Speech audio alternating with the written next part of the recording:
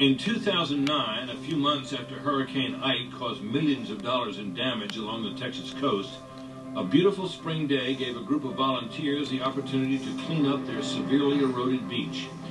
It was also an opportunity for one American to continue a mission he began decades before. I'm a great believer in this concept of 1,000 points of light and volunteering. I've always said there can be no definition of a successful life that does not include service to others. And that's what this is about. I'm a man who sees life in terms of missions, missions defined, and missions completed. He's been called the most experienced man to be president since the Founding Fathers, and his resume of service to America and the world is extensive indeed. Welcome to our special program. I'm Britt Hume. George H.W. Bush grew up with a sense of loyalty and duty. Part of his legacy is the example he set in life and a movement in which volunteers become, quote, points of light by helping people in ways government doesn't. But for a world long on edge with fear of war between the superpowers, managing the peaceful end of the Cold War may be his most notable achievement. And now, President George H.W. Bush, the man and his mission. I don't think you'll ever find a more thoughtful or considerate person than George Bush. President Bush, he's probably the most complete person I've ever met. If you look at his history, he was a member of Congress. He is smart, he's humble. He was chairman of his party. He was ambassador to the UN. He is funny. He is spontaneous. He was second representative to China before we had an embassy. Then he came back and he was director of Central Intelligence. I remember when we first started the campaign for president in 1979, George had this speech that he would give about the obligations and the promises and the rewards of public service. He would go out, he said, "My father inculcated into me a sense of public service." I finally said, "Hey, George, don't say inculcated. People don't understand what that means. The average voter isn't going to get it." As vice president for 8 years and then as president of the United States, George Bush's mission was to make sure everyone got it. My friends, we have work to do. There are the homeless, lost and roaming.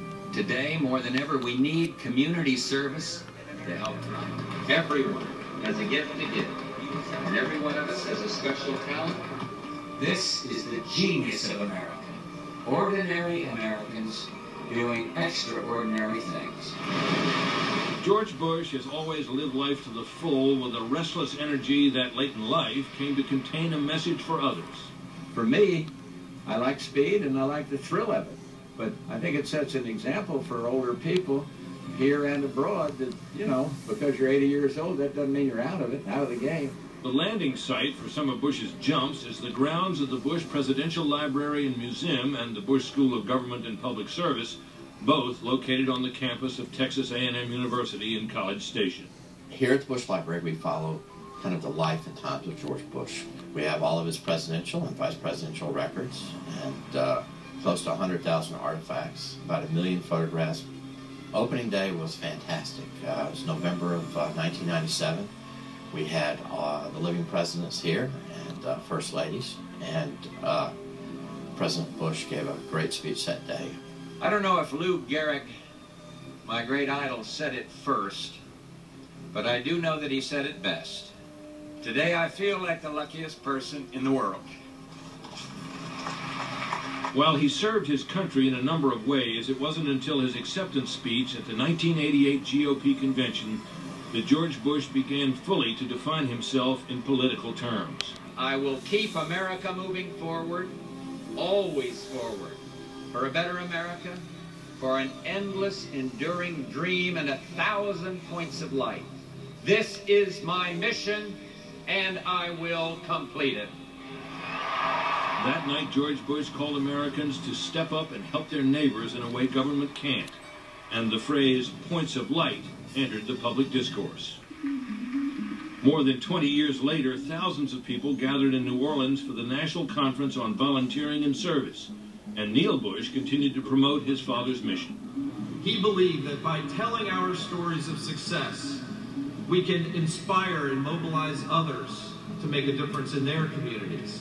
While the focus of the conference was on ways to get people involved in service, it also gave volunteers a chance to help their host city. My team is building the picnic tables. They're a forest of poles right now, but they're going to turn into a giant playground structure. Our hope is that by revitalizing this park and 25 parks like it in New Orleans through volunteer efforts, that it becomes a real jewel in this neighborhood. And I think my father's kind of taught us that, you know, we're really blessed. We're blessed in so many ways, and the least we can do is to pitch in and help out and help the neediest among us.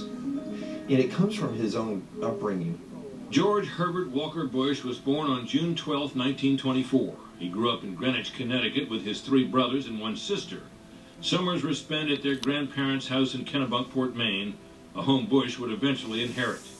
His father, Prescott Bush, set a mark for achievement and duty. Successful in business, Prescott Bush volunteered in local government, helped to establish the USO, and served in the United States Senate for 2 terms. His father was kind of a stern, statuesque, a pretty rigid business guy, but his mother was kind of the moral compass. I write about my grandmother, my namesake, Dorothy Walker Bush, who I think was one of the greatest influences in my dad's life. Dora Bush Cook is the author of a memoir of her father's life.